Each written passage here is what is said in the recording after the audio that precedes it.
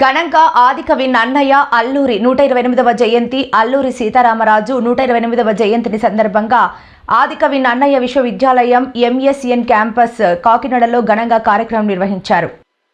ఈ కార్యక్రమానికి campus principal professor S Prashanthi అధ్యక్షతన వహించారు. ఈ సందర్భంగా ప్రిన్సిపల్ మాట్లాడుతూ గొప్ప స్వాతంత్ర సమరయోధుడు, ఆంధ్రుల గర్వకారణమైన శ్రీ అల్లూరి సీతారామరాజు 128వ జయంతిని ఘనంగా రాష్ట్ర వ్యాప్తంగా నిర్వహిస్తున్నారు. ఆయన జీవితాన్ని గురించి మనం మాట్లాడుకోవడం అనేది దేశభక్తిని, ధైర్యాన్ని, నైతికతను, సమాజ సేవ పట్ల బాధ్యతను విద్యార్థులు నాటేందుకు ఉపయోగపడుతుంది. అలాగే వక్తగా డాక్టర్ ఎం నానీబాబు అల్లూరి సీతారామరాజు జీవిత చరిత్ర, విప్లవాత్మక పోరాటం, గిరిజనుల కోసం ఆయన చేసిన త్యాగాల గురించి విద్యార్థులకు వివరించారు. ఈ కార్యక్రమంలో ఎం పోచయ్య, డాక్టర్ మధుకుమార్, డాక్టర్ హారిక, వరప్రసాద్తో పాటు ఇతర బోధన మరియు బోధనేతర సిబ్బంది, విద్యార్థులు పాల్గొన్నారు. ఈ సందర్భంగా అల్లూరి జీవితం ఆధారంగా రూపొందించిన స్కిట్స్ మరియు చిన్న వీడియో ప్రదర్శించారు. అనంతరం మహానీయుడికి ఘనంగా నివాళులర్పించారు.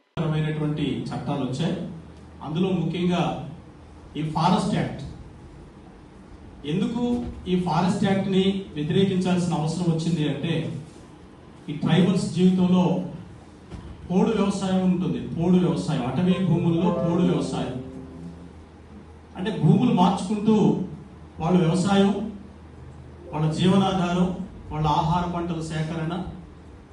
He was being titled with a name called Manyam Veerudu. That is the translation of the word called hero of the jungle by the local people of his exploits. So when we learn and when we talk about the great what you can say that a sacrificer, what you can say a dedicated person, he has some interrelation with Gandhi itself, which has also been talking to the history of this great Alluri Sitaramraju garu. And another thing is the Britishers, how they torture him, how he sacrificed his life. That's not a easy word to talk by the books. So that is the daring step, how he defeated with the Britishers and how he